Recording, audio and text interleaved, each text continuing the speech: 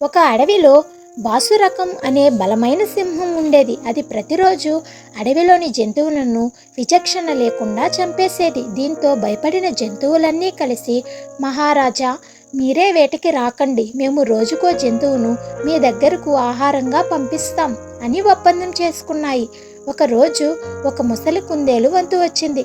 ఆ కుందేలు ప్రాణాల మీద ఆశతో ఒక ఉపాయం ఆలోచించింది. సింహం దగ్గరకు చాలా లేట్గా వెళ్ళింది.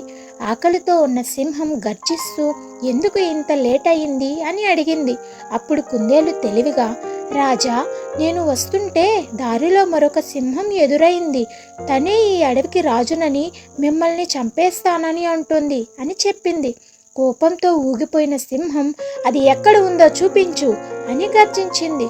కుందేలు ఆ సింహాన్ని ఒక లోతైన బావి దగ్గరకు తీసుకెళ్ళింది.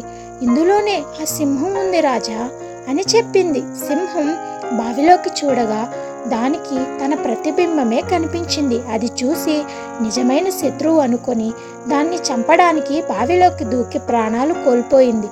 కుందేలు తన తెలివితో తన ప్రాణాలను, అడవిలోని మిగతా జంతువులను కాపాడింది. నీతి: బలంతో సాధించలేనిది తెలివితేటలతో సాధించవచ్చు. ఈ వీడియో మీకు నచ్చినట్లయితే లైక్ చేయండి, షేర్ చేయండి. మరిన్ని ఇలాంటి మోరల్ స్టోరీస్ కోసం మన స్టార్ స్టోరీ హబ్ ఛానల్ని సబ్స్క్రైబ్ చేయండి. Bye guys.